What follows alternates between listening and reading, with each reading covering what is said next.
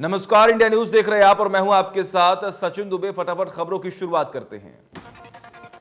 किसान आंदोलन के बीच बीजेपी मुख्यालय में महामंथन हुआ। गृह मंत्री अमित शाह ने हरियाणा, राजस्थान और उत्तर प्रदेश बीजेपी के किसान नेताओं के साथ बैठक की। बैठक में हरियाणा बीजेपी के कई सांसद भी रहे मौजूद। ये बैठक करीब 2 घंटे चली। सूत्रों के मुताबिक नेताओं को कहा गया कि तीनों किसान कानूनों पर अपने अपने क्षेत्र में जाकर जनता का भ्रम दूर करें। देश में पेट्रोल और डीजल की कीमतें दिन पर दिन लगातार बढ़ती जा रही हैं। लगातार 9वें दिन पेट्रोल और डीजल के दाम बढ़े। राजस्थान में श्रीगंगानगर में पेट्रोल के दाम 100 रुपए के पार पहुंचे। राजधानी दिल्ली के पेट्रोल और डीजल की कीमत 25 पैसे बढ़ गई है, जिसके बाद अब दिल्ली में 1 लीटर पेट्रोल की कीमत 89 रुपए 54 पैसे और 1 लीटर रुपए डीजल, अगर हम बात करें तो डीजल की कीमतों में भी काफी उछाल हुआ है। मुंबई में पेट्रोल का भाव 96 रुपए प्रति लीटर के ऊपर चला गया। मुंबई में पेट्रोल की कीमत 96 रुपए प्रति लीटर और डीजल की कीमत 86 रुपए 97 पैसे प्रति लीटर हो गई है। राष्ट्रपति रामनाथ कोविंद ने किरण बेदी को पुडुचेरी के उपराज्यपाल के पद से हटा दिया है। राष्ट्रपति भवन से जारी विज्ञप्ति के मुताबिक राष्ट्रपति का निर्देश दिया कि किरण बेदी पुडुचेरी की उपराज्यपाल नहीं रहेंगी। राष्ट्रपति ने पुडुचेरी के उपराज्यपाल के कार्यों का निर्वहन करने के लिए तेलंगाना की राज्यपाल डॉक्टर तमिलिसाई सुंदरराजन को अतिरिक्त प्रभार दिया। पुडुचेरी में इसी साल विधानसभा का चुनाव है, उससे ठीक पहले ये बदलाव किया गया। तेलंगाना के राज्यपाल तमिलिसाई सुंदरराजन तेलंगाना के अलावा पुडुचेरी की एलजी की जिम्मेदारी भी संभालेंगी। तमिलिसाई सुंदरराजन जिस दिन से एलजी का पद संभालेंगी, उस दिन से उनकी नियुक्ति प्रभावी मानी जाएगी।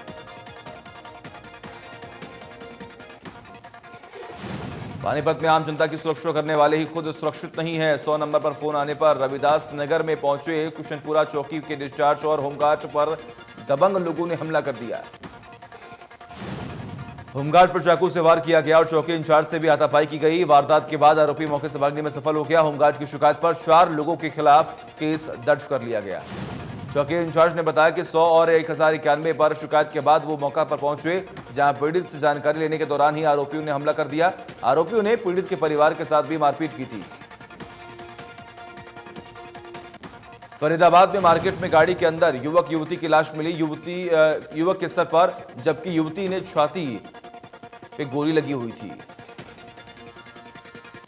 पुलिस के मुताबिक ये मामला आत्महत्या का है। मृतक युवक सेक्टर 22 का रहने वाला बताया जा रहा था। 3 नवंबर इलाके में जिम ट्रेनर का काम कर रहा था।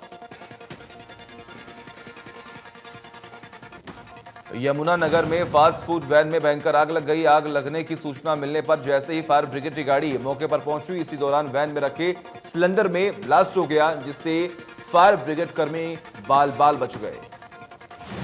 कड़ी मशक्कत के बाद फायर ब्रिगेड ने आग पर काबू पाया, लेकिन तब तक वैन का अधिकांश हिस्सा जल चुका था। आग लगने की वजह अभी साफ नहीं हो पाई है। किसान नेता राकेश टिकैत ने कहा कि हरियाणा, पंजाब, राजस्थान और उत्तर प्रदेश अब तक एक साथ खड़ा है और आने वाले दिनों में पूरे देश में पंचायतें की जाएंगी। हरियाणा के गृह मंत्री अनिल विज के ट्वीट को लेकर बेंगलुरु में एक शिकायत दर्ज की गई। विज ने ट्वीट में लिखा था कि देश विरोध का बीज जिसके भी दिमाग में हो उसका नाश कर देना चाहिए, फिर चाहे वो दिशा रवि ही क्यों ना हो या फिर कोई और। अनिल विज के इस ट्वीट को लेकर बेंगलुरु में एक शिकायत लेकर एफआईआर दर्ज करने की मांग की गई है। मामले में विज ने कहा कि ये इंग्लिश स्कूल के पढ़े हुए लोग हैं, इन्हें हिंदी समझ नहीं आती। विज ने कहा कि उन्होंने देश विरोधी सोच का नाश करने को लेकर कहा था, बंदों का नाश करना का नहीं। उन्होंने कहा था कि बंदों का तो वो शुद्धिकरण करना चाहते हैं। किसी के भी दिमाग में अगर देश विरोध का बीज है, उस बीज को नष्ट करने की बात कही है। कांग्रेस प्रदेश अध्यक्ष कुमारी शैलजा करनाल पहुंची, जहां उन्होंने सरकार पर जमकर हमला बोला। उन्होंने पेट्रोल, डीजल और एलपीजी के बढ़ते दामों को लेकर सरकार को जमकर कोसा। कुमारी शैलजा ने कहा कि पेट्रोल डीजल के दाम आसमान छू रहे हैं और आम जनता का तेल निकल रहा है। रेट पर कोई लगाम नहीं है और परेशान आम जनता हो रही है। कुमारी शैलजा ने सरकार को आड़े हाथों लेते हुए कहा कि आम आदमी की जेब पर डाका डाला जा रहा है। देश के लोगों के सामने कोई पारदर्शिता नहीं है, इसका असर अर्थव्यवस्था पर भी पड़ रहा है। सरकार की उज्ज्वला स्कीम पर कहा कि सरकार बताए कि उससे कितने लोगों का भविष्य उज्जवल हुआ। कांग्रेस जिला स्तर पर किसान पंचायतें कर रही है, उस पर शैलजा ने कहा कि राज्य स्तर पर आने वाले दिनों में एक बड़ा कार्यक्रम होगा। इनेलो सुप्रीमो ओपी चौटाला जींद पहुंचे, जहां उन्होंने किसान आंदोलन को लेकर बीजेपी पर निशाना साधते हुए कहा कि सरकार का पतन होगा। इस आंदोलन का असर पूरे देश की राजनीति पर पड़ेगा। झज्जर की छोटू राम धर्मशाला में कार्यकर्ताओं की बैठक लेने पहुंचे आम आदमी पार्टी के राज्यसभा सांसद सुशील गुप्ता का जोरदार स्वागत हुआ। सुशील गुप्ता ने इस दौरान अनेकों मुद्दों पर पार्टी कार्यकर्ताओं से विचार विमर्श किया। किसान आंदोलन को लेकर राज्यसभा सांसद ने बीजेपी के नेताओं के बयानों की भी कड़े शब्दों में निंदा की और पंचायत चुनाव को लेकर कहा कि सरकार हरियाणा में पंचायत चुनाव इसलिए नहीं करना चाहती क्योंकि पंचायती चुनाव में उन्हें हार का मुंह देखना पड़ेगा। सोनीपत के पूर्व सांसद जितेंद्र मलिक ने खुबजू रोड रेलवे ओवरब्रिज के नीचे स्थित चौधरी छोटू राम का प्रतिमा पर माल्यार्पण कर उन्हें श्रद्धांजलि अर्पित की। साथ ही छोटू राम धर्मशाला में किसानों की एक बैठक को संबोधित भी किया। इस दौरान जितेंद्र मलिक ने कहा कि आज देश में सबसे बड़ा मुद्दा किसानों से जुड़ा हुआ है। यदि दुर्भाग्यवश कृषि कानून लागू हो जाते हैं तो किसानों को ही नहीं बल्कि आने वाले 2 से 3 सालों में आम लोगों को भी इन कानूनों के दुष्परिणाम भुगतने होंगे। पूर्व सांसद मलिक ने कृषि मंत्री जेपी दलाल के बयान की निंदा की। उन्होंने कहा कि मंत्री, सांसद और विधायक सदा ही बनते हैं, उन्हें अपनी पद की मर्यादाओं का ख्याल रखना होता है। कृषि मंत्री होते हुए भी उन्होंने इस प्रकार गैर मर्यादित टिप्पणी की है। करनाल में बसंत पंचमी अलग अंदाज में मनाया गया। किसानों के समर्थन में युवाओं ने बसंत पंचमी मनाया। इस दौरान युवाओं ने किसान एकता जिंदाबाद के नारे भी लगाए। युवाओं ने कहा कि वो भी किसानों के बच्चे हैं और सरकार किसानों के साथ गलत कर रही है, जिसके चलते वो किसानों का समर्थन कर रही हैं। युवाओं ने कहा कि उन्होंने अपनी ताकत दिखाते हुए पतंग उड़ाया है। युवाओं ने कहा कि उन्होंने देर रात किसानों को समर्थन देने के लिए पतंगे खरीदी थी और सुबह से ही पूरे जोश के पतंग उड़ाई जा रही थी। सरकार से किसानों की मांगे मनाने की अपील भी की जा रही थी। विधानसभा अध्यक्ष ज्ञानचंद गुप्ता ने पंचकुला के गांव अभयपुर में सीवरेज लाइन पिछवाने के काम का शुभारंभ किया। इस दौरान मेयर कुलभूषण गोयल और पार्षद भी मौके पर मौजूद रहे। इलाके में काफी लंबे समय से सीवरेज पाइपलाइन बिछाए जाने की लोगों की मांग थी। नगर निगम चुनावों से पहले ज्ञानचंद गुप्ता ने लोगों से वादा किया था कि अब वो पूरा होगा। हरियाणा में पंचायत प्रतिनिधियों को 2 दिन के अंदर चार्ज सौंपने के सरकार के आदेश के बाद नांगल चौधरी में स्थानीय प्रशासन ने भी आदेश जारी कर दिए हैं।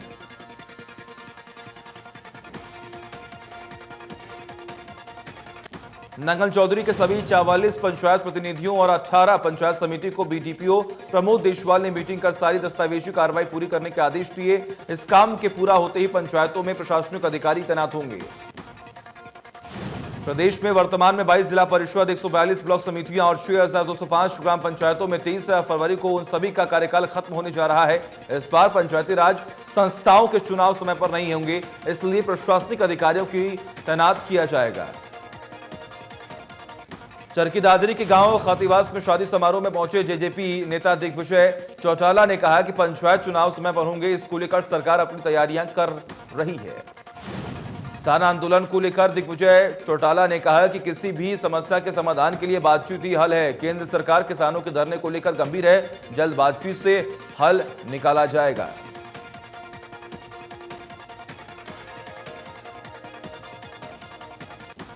अखिल भारतीय व्यापार मंडल के राष्ट्रीय महासचिव बजरंग गर्ग ने कहा है कि लगातार सरकार द्वारा गैस सिलेंडर, पेट्रोल और डीजल के दामों में भारी भरकम बढ़ोतरी करके जनता की जेबों में डाका डालने का काम किया है, जो निंदनीय है। हरियाणा के गृह सचिव राजीव अरोड़ा यमुनानगर पहुंचे, जहां उन्होंने कहा कि प्रदेश में नशे को रोकने के लिए जहां नारकोटिक्स स्टेट ब्यूरो स्थापित किया गया है, तो वहीं नशे की सप्लाई रोकने के लिए ठोस प्रबंध भी किए गए हैं। उन्होंने बताया कि पूरे हरियाणा में 1 अप्रैल से डायल 112 शुरू होगा, जिसके तहत प्रदेश के किसी भी नागरिक को कुछ ही क्षणों में इमरजेंसी सहायता मिल सकेगी। राजीव अरोड़ा ने बताया कि अब सरकारी नौकरी की तरफ डॉक्टरों का रुझान बढ़ने लगा है, जिसके चलते जहां पहले 30 से 40% डॉक्टर सरकारी सेवाओं को ज्वाइन कर रहे थे, वहीं अब ये संख्या 80 से 90% हो गई है।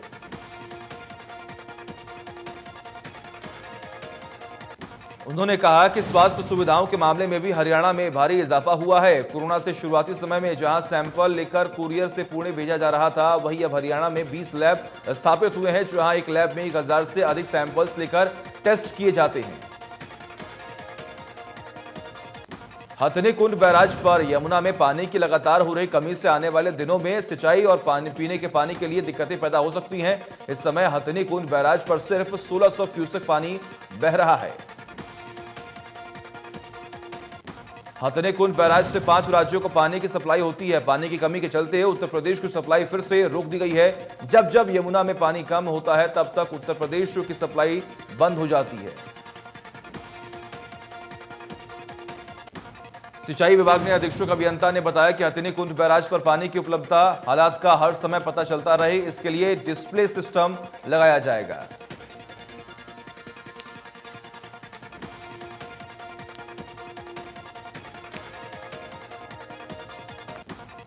भवानीखेड़े की लाइफ लाइन कही जाने वाली सुंदर ब्रांच नहर में पर्याप्त पानी नहीं आने का संघर्ष बढ़ाता जा रहा है। संघर्ष समिति की तरफ से भवानीखेड़ा क्षेत्र के गांवों में हर रोज पंचायत आयोजन कर किसानों को जागरूक किया जा रहा है।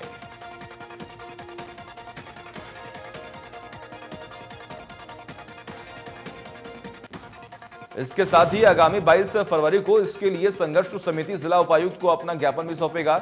समिति की तरफ से चेतावनी दी गई है कि यदि सरकार और प्रशासन जल्दी उनकी मांग को लागू नहीं करती, तो फिर वो एकजुट होकर बड़े आंदोलन करेंगे। रेवाड़ी में स्वच्छ भारत अभियान के तहत शहर को पॉल्यूशन मुक्त करने के उद्देश्य से इटली से 1.5 करोड़ की आधुनिक तकनीक से बनी मशीन मंगवाई गई, जो कुछ दिन सड़कों पर दिखाई देने के बाद अब सफेद हाथी बनी हुई है। इससे पहले डस्टबिनों की भी ऐसी हालत देखने को मिल रही थी। लाखों के डस्टबिन कबाड़ होने के बाद अब फिर लाखों रुपए के स्टील के डस्टबिन मंगवाए गए हैं।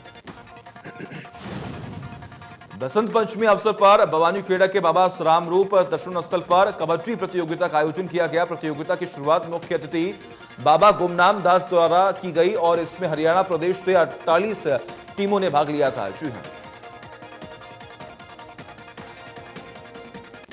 लॉकडाउन के दौरान पैरोल पर गए कैदियों को सरेंडर करने के आदेश दिए गए। आदेश के अनुसार कैदियों को 23 फरवरी तक जेल पहुंचना होगा। कोरोना के चलते 2500 से भी ज्यादा कैदियों को पैरोल दी गई थी। सुहाना नागरिक अस्पताल को ऑनलाइन किए जाने की तैयारी है। ऑनलाइन सिस्टम के जरिए मरीज का जो रजिस्ट्रेशन से लेकर दवाई देने तक का डाटा ऑनलाइन किया जाएगा। अस्पताल प्रबंधक के मुताबिक ऑनलाइन सिस्टम से लोगों को फायदा होगा, साथ ही लापरवाह कर्मचारियों पर लगाम लगेगी। रेवाड़ी में विज्ञापन होर्डिंग्स ठेकेदार नगर परिषद को लाखों का चूना लगा रहा है। दरअसल 1.5 साल पहले नगर परिषद ने ठेकेदार को शहर में विज्ञापन होर्डिंग्स लगाने के लिए 1.5 करोड़ का 3 साल के लिए ठेका दिया था, जिसके लिए ठेकेदार ने अनुबंध की राशि जमा करवाने के बाद कोई पैसा जमा नहीं करवाए। ठेकेदार पर अभी भी नगर परिषद का 70 लाख का बकाया चल रहा है। नगर परिषद ने भी मामला मीडिया में आने के बाद ठेकेदार को नोटिस मात्र देकर अपना पल्ला झाड़ लिया। वहीं इस पूरे मसले को लेकर कुछ दिन पहले नगर परिषद की हाउस मीटिंग में पार्षद ने भी इस मुद्दे को जोरों शोरों से उठाने की पूरी कोशिश की। वहां बैठे अधिकारियों ने कोई तवज्जो ही नहीं दी थी। बिरतला के गांव जोगोपुर में बनाए जाने वाले बूचड़खाने के विरोध में मुस्लिम समुदाय के लोगों ने विधायक और हरियाणा वेयरहाउस के चेयरमैन नयनपाल रावत को ज्ञापन सौंपकर गुहार लगाई कि बूचड़खाने को दूसरी जगह शिफ्ट किया जाना चाहिए। लोगों का यह कहना भी है कि बूचड़खाने से ग्रामीणों को काफी परेशानी होगी। विधायक नयनपाल रावत ने मुख्यमंत्री से मिलकर जल्द ही समस्या का समाधान करवाने का आश्वासन दिया है। फतेहाबाद के टिब्बी गांव के तालाब में प्रवासी पक्षियों के मरने का मामला सामने आया। तालाब के किनारे 12 पक्षी मृत पाए गए। कुछ पक्षियों को आवारा कुत्ते नोचकर खा गए। मृत पाए गए पक्षी हिमालय क्षेत्रों के बताए गए, जिनमें 1-2 पक्षी चाइनीज हैं। सूचना मिलने पर सुबह पशुपालन एवं वन विभाग की टीम ने मौके पर पहुंचकर मृत पाए गए पक्षियों के सैंपल लेकर जांच के लिए लैब भिजवाया। मौके पर पहुंचे वेटरनरी चिकित्सकों का यह कहना है कि प्रथम दृष्टया यह बर्ड फ्लू जैसा मामला नहीं लग रहा है, फिर भी सैंपलिंग लेकर जांच के लिए भेज दिया गया है। कुरुक्षेत्र में वसंत पंचमी और अंतर्राष्ट्रीय सरस्वती महोत्सव के समापन अवसर पर पिहोवा सरस्वती तीर्थ पर 21 कुंडलीय हवन यज्ञ का आयोजन किया गया। वहीं अब सरस्वती तट पर रोजाना महाआरती होगी। श्रद्धालुओं ने 21 कुंडलीय हवन यज्ञ में पूर्ण आहुति डालकर महामारी से छुटकारा मिलने की कामना की है। भिवानी में कटड़ा फॉर्म में 500 मुर्रा नस्ल हरियाणा नस्ल के कटड़ों और बछड़ों को तैयार किया जा रहा है। प्रदेश में भिवानी के कटड़ा फार्म को राष्ट्रीय गोकुल मिशन के तहत चुना गया है। हरियाणा दुग्ध उत्पादन में देश के पहले स्थान पर है, जहां देश में 204 ग्राम दूध प्रति व्यक्ति उपलब्ध होता है। वहीं हरियाणा की दुग्ध उपलब्धता 704 ग्राम प्रति व्यक्ति है।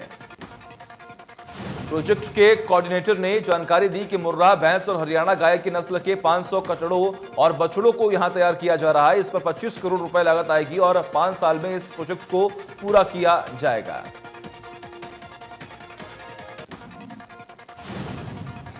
सोहना हरियाणा रोडवेज की बस स्टैंड को दबंग वकीलों ने अवैध पार्किंग का अड्डा बना दिया। जहां रोडवेज की बसें कम, अवैध गाड़ियां अधिक दिखाई देती हैं, जिसको लेकर रोडवेज को लगातार आर्थिक नुकसान हो रहा है। इस समस्या को लेकर कई बार रोडवेज के अधिकारियों ने आला अधिकारियों की शिकायत की, लेकिन आज तक समस्या का समाधान नहीं किया गया। अधिकारियों की माने तो हर समय किसी न किसी हादसे का डर बना ही रहता है। गुरुग्राम में अरिजीत भट्टाचार्य नाम के शख्स को ऑनलाइन ठगों की टोली ने अपना निशाना बना लिया। ठगों ने उनसे 95,000 रुपए ठग लिए। पीड़ित अरिजीत ने हाल ही में ओएलएक्स पर अपनी कॉफी टेबल और कुर्सियां बेचने के लिए ऐड डाल दिया था। इसी ऐड को देखकर ठगों ने उन्हें अपना निशाना बनाया और उन्होंने देखते ही देखते कई अलग अलग ट्रांजैक्शन के जरिए 95,000 रुपए निकाल लिए। महम में राजकीय पॉलिटेक्निक कॉलेज गेट पर छात्रों ने ताला चढ़ दिया और कहा कि ताला तब तक नहीं खुलेगा जब तक उनकी मांगे पूरी नहीं हो जाती। छात्रों ने नारेबाजी की और विरोध प्रदर्शन भी किया।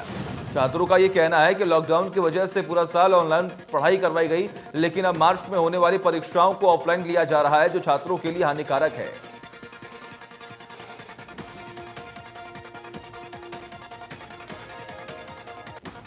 वसंत पंचमी के अवसर पर सिरसा में इंडियन मेडिकल एसोसिएशन के सदस्यों ने पौधारोपण किया और प्लास्टिक मुक्त और हरा भरा भारत बनाने का संदेश दिया।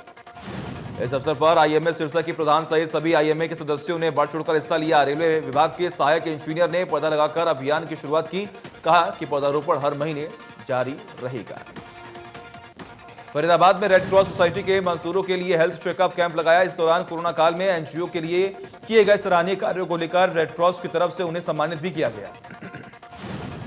कार्यक्रम के मुख्य अतिथि के तौर पर पहुंचे बीजेपी जिला अध्यक्ष ने कहा कि कोरोना के दौरान जिंदगी थम गई, उस वक्त ये तमाम एनजीओ लोगों की मदद कर रहे थे। ऐसे में इन्हें सम्मान देना खुशी की बात है।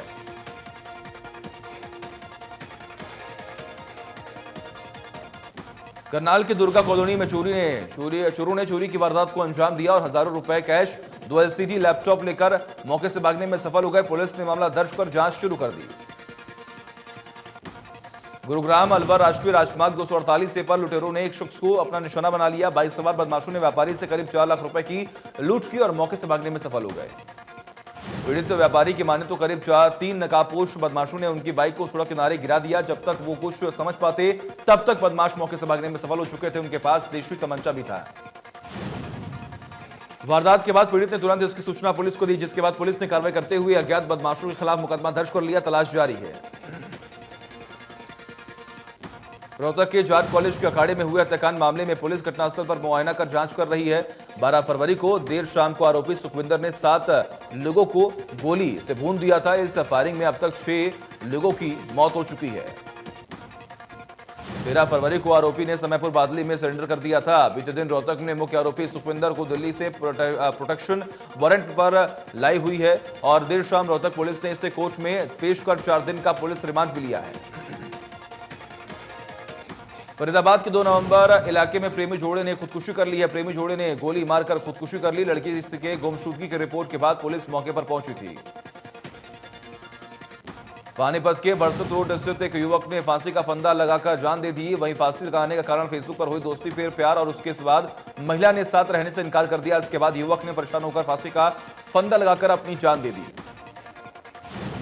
आपको बता दें कि सोनीपत गांव धराना में रहने वाले युवक की दोस्ती फेसबुक के जरिए पिछले 5 माह से पहले एक महिला के साथ फेसबुक पर दोस्ती हुई और फिर धीरे धीरे यह दोस्ती प्यार में बदल गई और दोनों एक साथ लिव इन में रह रहे थे, लेकिन बाद में महिला ने शादी करने से इनकार कर दिया।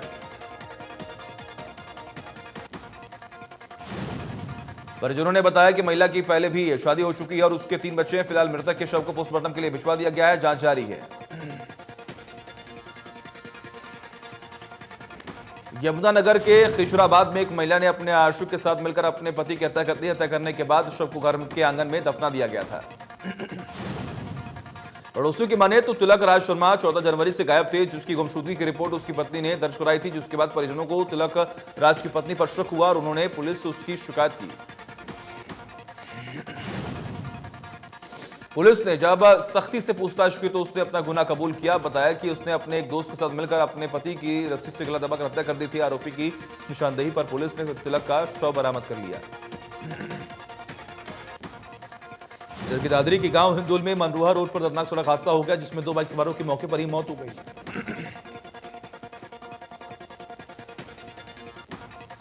सूचना मिलते ही पुलिस मौके पर पहुंची और शवों को चरखी दादरी के सामान्य हॉस्पिटल में पोस्टमार्टम के लिए भिजवाया। पुलिस ने डंपर चालक के खिलाफ मामला दर्ज कर जांच शुरू कर दी है।